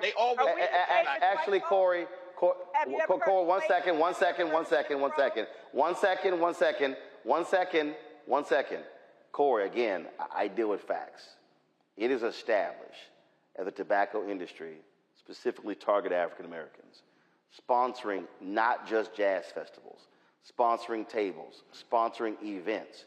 They literally had psychologists studying African Americans to figure out how to increase the sales. So what you're saying is wrong because there literally is empirical data to show that. Now, final point from both of you, and I'm still trying to go back to this basic point, Corey. You keep suggesting that if you ban menthol cigarettes, all of a sudden we're going to see a dramatic increase of killing of black people in the country. Well, if you don't ban menthol cigarettes, there's going to be an increased engagement in the black and brown community with the police. I know that for a fact because they're going to cigarettes. Illegal cigarettes will be the new drug, so they'll be selling cigarettes. If you could get a carton of cigarettes and you could make $700 and you only paid $100 for the cigarettes, why would you sell cocaine, crack, heroin, opioids? I'm telling you, that's what's going to happen. The mafia is going to get involved. All of the drug games, all of these low-level Bloods, Crips, Nietas, MS-13s. I know that's going to happen because they're going to be on the corners in our low socioeconomic neighborhoods selling illegal cigarettes. And listen, the only thing I can say is I hope that they don't ban it. But I really hope and pray if they do ban it, that we don't see this increased engagement in the black and brown community. But you could look at, like in Delaware, there's been 3 cases of people, the police choking people for not smoking on the boardwalk. We got a 12-year-old kid in L.A. that was stopped. They thought he was smoking marijuana. He was smoking a Swisher cigarette. So there's pockets of these crimes already, these engagements already. They're only going to magnify if you have this ban. But again, I appreciate. Carol, final comment. Carol, no, one second. Carol, final comment. My final comment is that this is the beginning of a process. We're still fighting for our right to vote. and that there are African Americans who are leading this charge to get the tobacco industry out of our community. And that is combined with many of the things that people are talking about, with cessation, with dealing with structural racism, with criminal reform, which is why I'm in New York today. And I encourage all the police officers who like to hang out with the federally adjudicated racketeers under RICO. All of these tobacco companies are racketeer-influenced corrupt organizations. The mafia is already doing it, except they're white men with suits on who belong to country clubs. And so they get a free pass. So people not to be afraid, to know that our communities can be healthy, that we will no longer continue to support the biggest wolf, the biggest targeter coming in and seeding the seeds of addiction in our community, generation after generation after generation. The day is over for that. And it's time for people to get on the right side of this issue, to demand that our government support our people and that we get reparations from the tobacco industry for the 1 million Black people who have died in the past 20 years from tobacco-induced diseases. We need reparations. So let's get with that. Let's get with that. All right. The brother won't have to sell cigarettes on the corner if he gets reparations. I got you. We're out of time. I appreciate both of you joining us on today's show. Thank you so very much. We come back.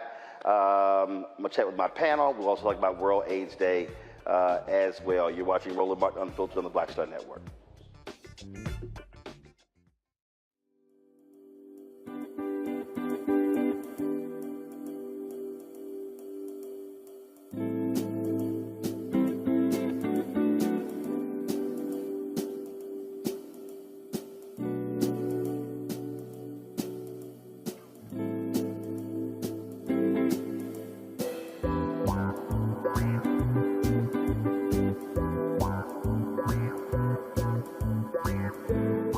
Talk about blackness and what happens in Black culture.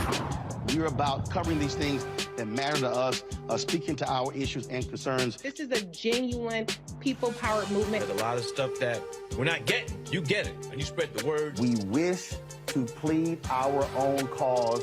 Too long have others spoken for us. We cannot tell our own story if we can't pay for it. This is about covering us. Invest in Black-owned media. Your dollars matter.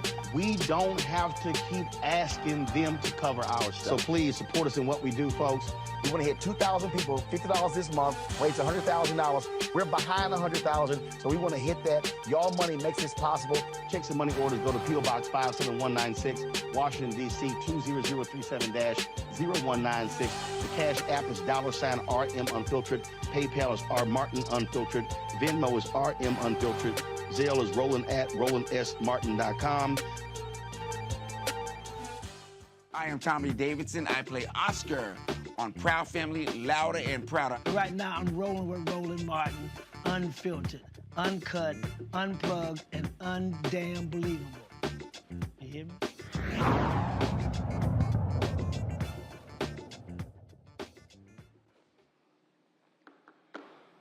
All right, folks, welcome back to Roland Martin Unfiltered. Let me bring in Kelly and Michael. Kelly, first off, what do you make of the comments that Corey was making there, that by banning menthol cigarettes, somehow that's going to lead to this dramatic increase with law enforcement? I think he was trying to make a point that is valid, but he was going about it the wrong way by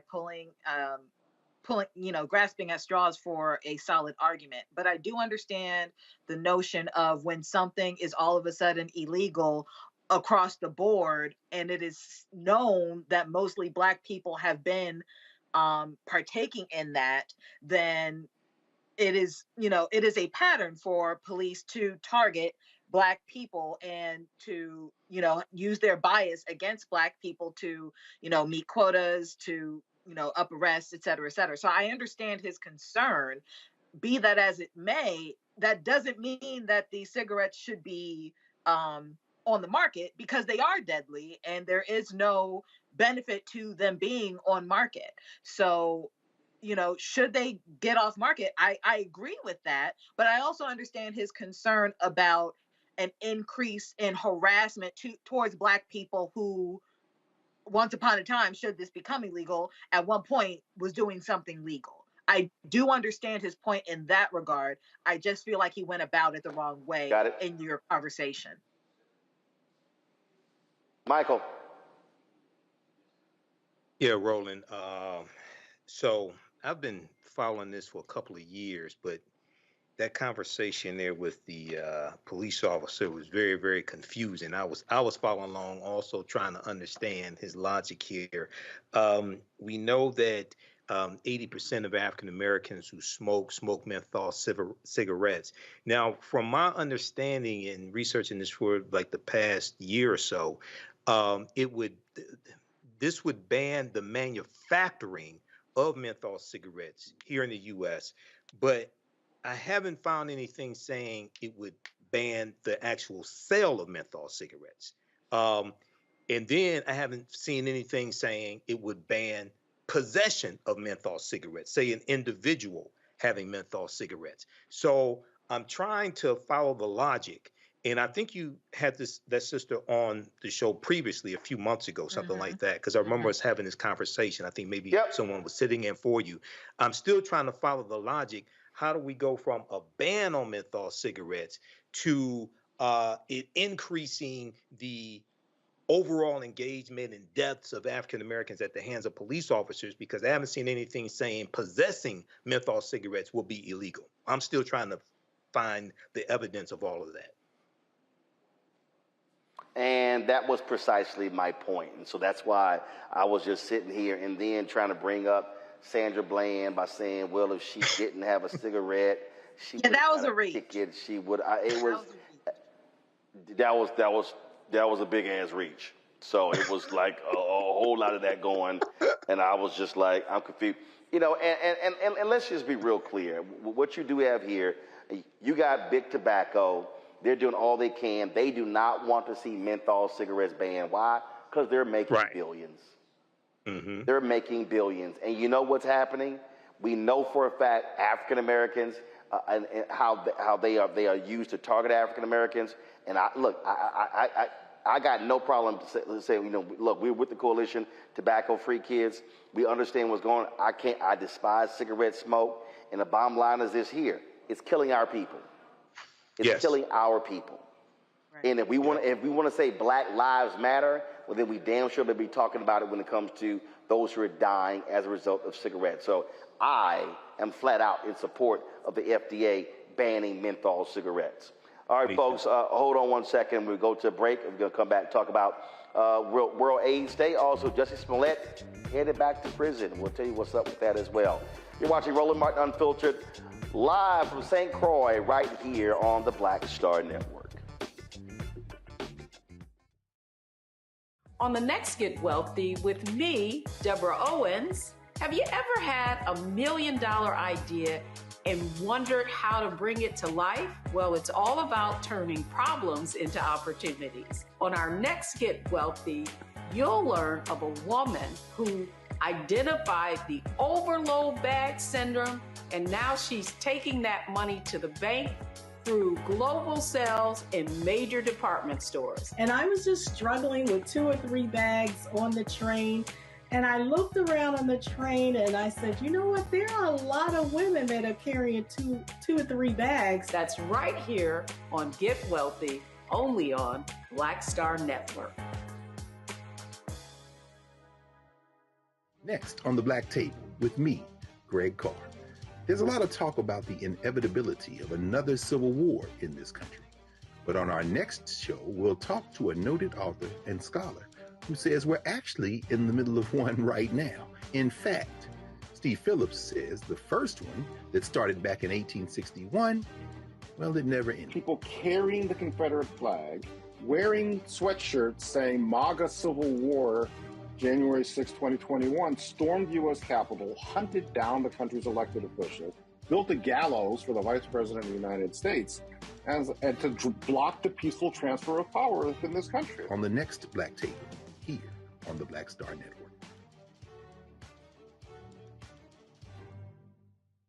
Farquhar, executive producer of Proud Family. Bruce Smith, creator and executive producer of The Proud Family, Louder and Prouder. And you're watching Roland Martin Unfiltered.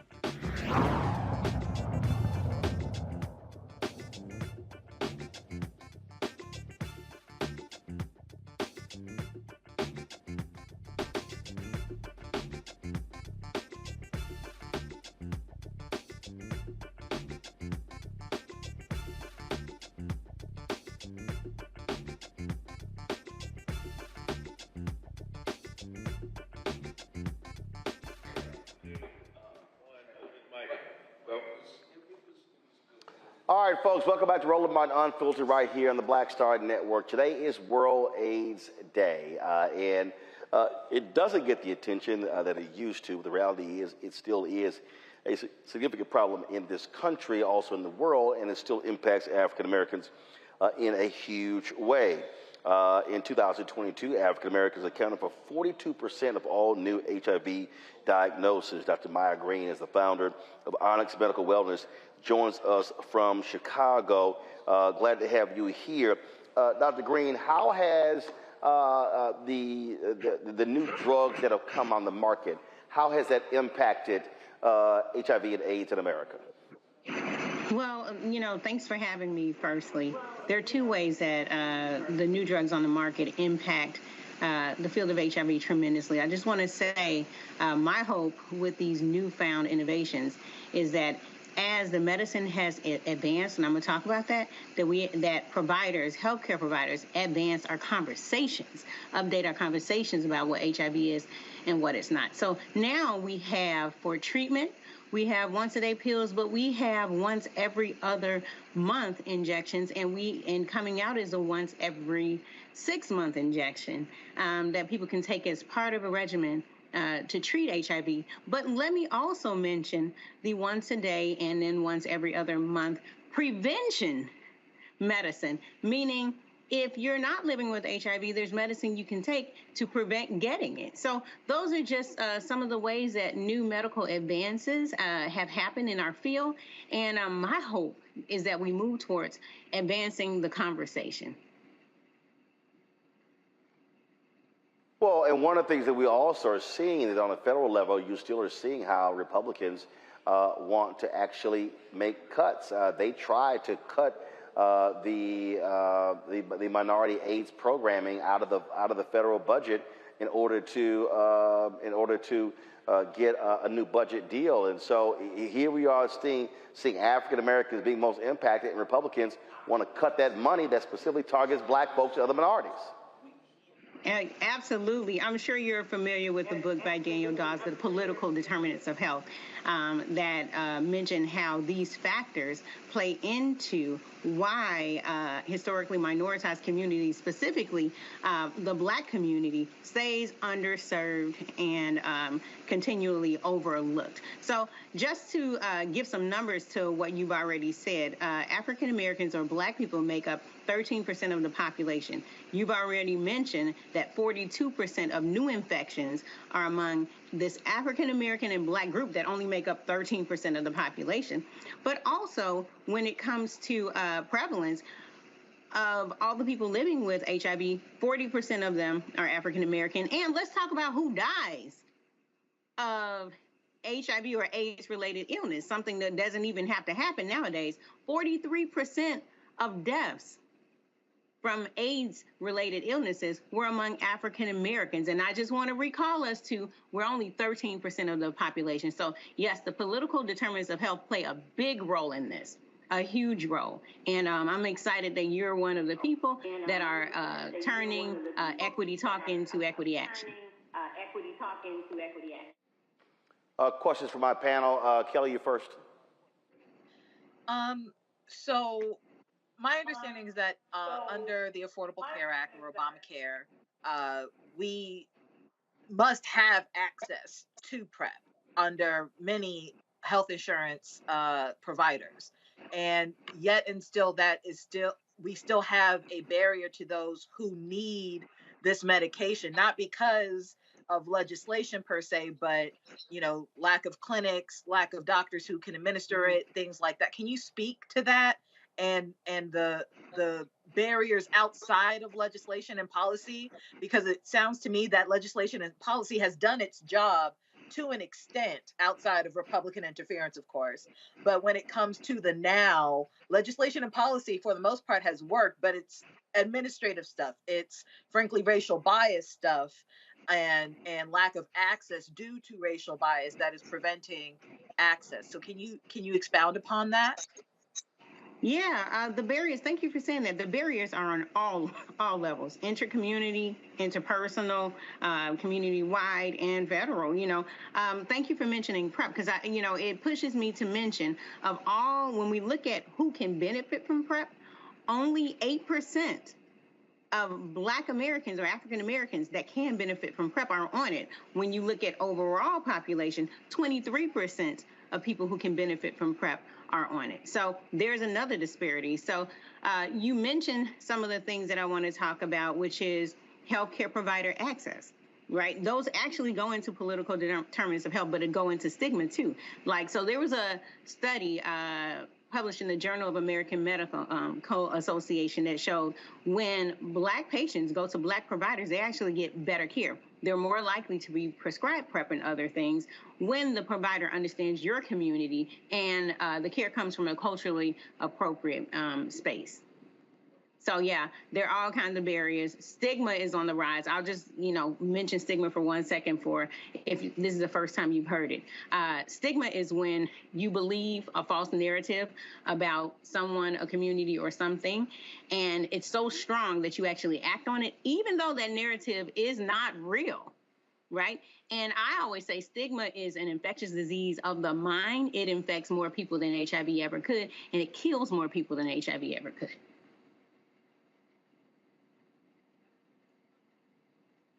Michael. All right, Dr. Green.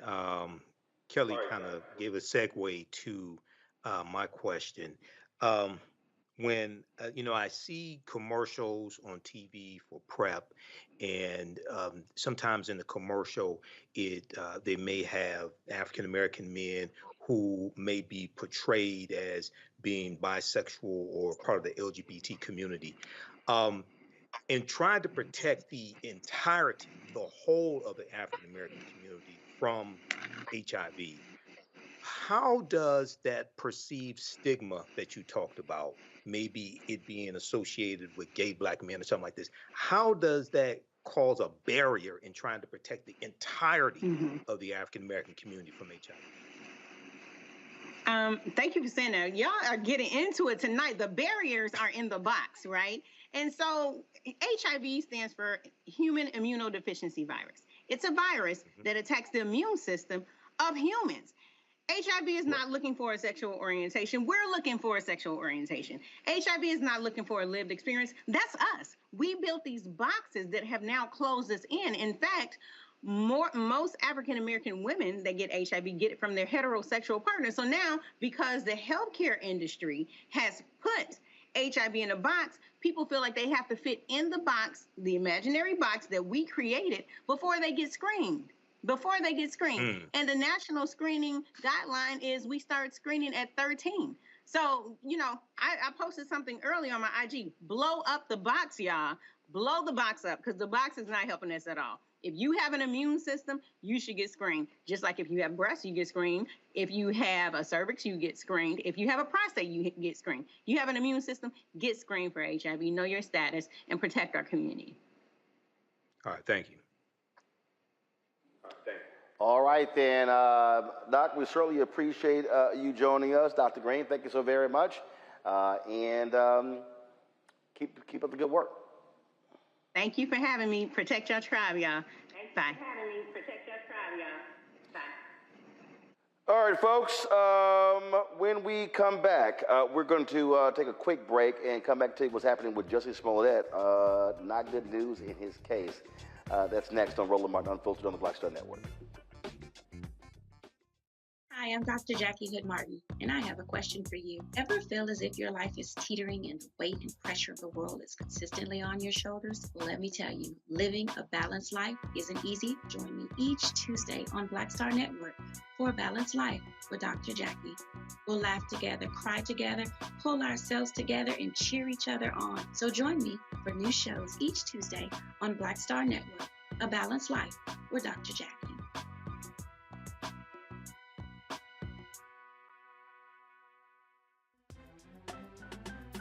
I'm Faraji Muhammad, live from LA.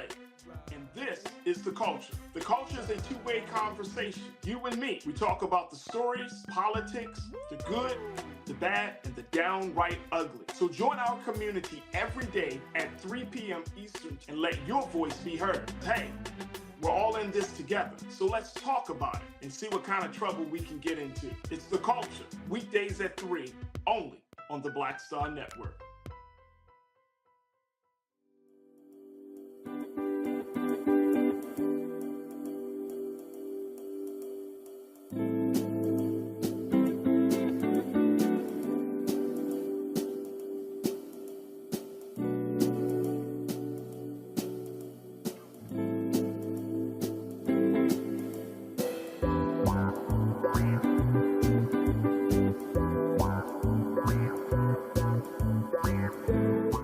Sherry Shepard with Sammy Roman. I'm Dr. Robin B., pharmacist and fitness coach, and you're watching Roland Martin Unfiltered.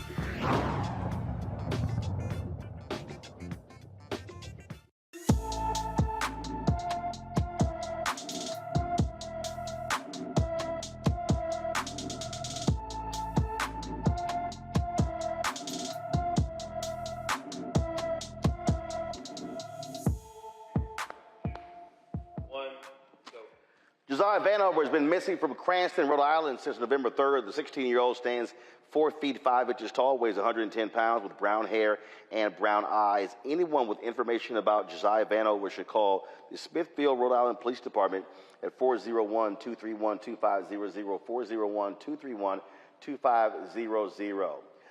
Folks, in Georgia, Fulton County Superior Court Judge Scott McAfee heard a series of motions from attorneys for Donald Trump and several of his co-defendants, including a motion to throw out the charges in the Georgia 2020 election case. Defense attorneys tried to poke holes in the case of DA Fonnie Willis.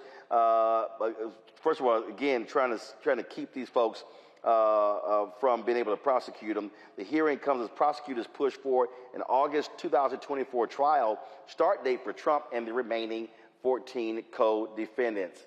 Tell you about that case out of the election out of Louisiana, where the black sheriff won by 1 vote, with the Louisiana Parish Sheriff election results be officially uncalled until a judge announces a ruling sometime next week. And there's already a recount. The brother won by 1 vote. Well, the Republican, the white Republican who lost, he still is not satisfied by that. He thinks that he beat Democrat Henry Whitehorn in the November 18th runoff. Nicholson challenged the election results, alleging a number of voting irregularities. Ad hoc Judge Joseph Bleich did not rule during a hearing today, and instead is taking the matter under advisement until noon Saturday to respond to the evidence presented in Thursday's hearing. He said he will rule after reviewing their submissions. An Illinois appeals court has upheld the conviction of Jussie Smollett that took place in 2021. A jury convicted the Empire Star for staging a racist, homophobic attack in 2019. Smollett's attorneys challenged the role of a special prosecutor, the jury selection, evidence, and other aspects of the case. He will now have to finish the 150-day sentence in jail. He spent just 6 days in jail while pending his appeal, which he just lost. Also, the first woman to serve on the United States Supreme Court has died. Republican President Ronald Reagan appointed Sandra Day O'Connor to the U.S. Supreme Court as the first woman ever. She was confirmed by a Senate vote of 99-0. She was a trailblazer for women in the law, educated generations about the rights and duties of citizenship, was a crucial figure in landmark Supreme Court cases involving abortion, affirmative action, as well as civil rights. She retired in 2006 to care for her husband, who was dying in 2018. She had been diagnosed with dementia. She was 93 years old. So that's the news there. Also, the inmate who attacked Derek Chauvin, the former cop who killed George Floyd, well, guess what? He's now facing attempted murder charges. Chauvin was stabbed 22 times. He has survived an attack, but again, that inmate is now going to be facing attempted murder charges. And I must say, Michael, you got people who are in prison who say, look, I ain't never getting out. So they said, I ain't got nothing to lose.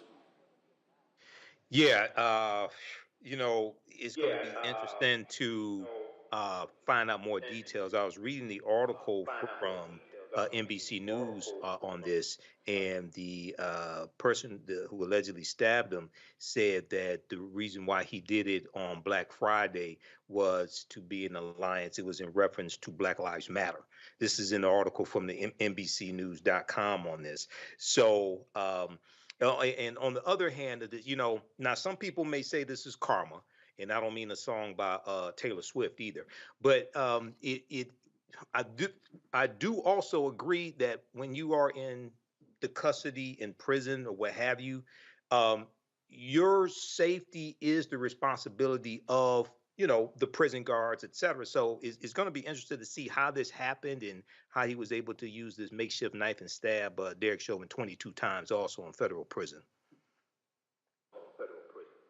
Kelly, bottom line is Derek Chauvin, he better be looking over his back for the rest of his time in prison. I mean, God don't like ugly, and he ain't too fond of cute either, as evidenced by this incident. I think it's interesting because a couple weeks ago when I was on the show, we were saying how, cops kind of beg to go into federal prison because state is so much worse. Exhibit A. I don't know what else to say to that. Like, I'm sorry? No. Well, again, I mean, bottom line is, he gonna look. He in prison. He gonna have to deal with the realities of being in prison, and that's what happened when you do wrong. All right, folks, that is it for me. Before I go, I forgot yesterday. I was so busy doing this stuff on yesterday. Did not give a shout out to my mom for her. Oops, hold up. Let's see here. Did I get this right? Give me 1 second. I need to make sure I get this right. I forgot yesterday. We were so busy. With other news of the day that did not give a shout out to my mom. She turned 76 years old on yesterday. Dad turned 76 in April, and so she was hanging out, having a good time. Recently saw her and her family, of course, for Thanksgiving, and so my mom, Imelda Martin, 76 years young on yesterday. Yeah, she's Sagittarius. But she birthed Scorpio, so that's the most important thing. So they all right, but we'll tolerate Sagittarius. All right, Mama, happy birthday. Y'all know she sent me a text last night. You ain't giving a birthday shout out. And I was like, the iPad died. So we got it straight today. All right, folks, that is it for me from St. Croix. I've got meetings this weekend. Looking forward to that. A lot of stuff going on. Can't wait to chat with the folks here. We are, of course, steady, focused, building what we are building. Of course, 5 years of Roland Martin Unfiltered in September. Then, of course, 2 years, the Black Star Network. Lots of other stuff we got planned on going. So we appreciate all of you being on the ride with us. Please support us in what we do.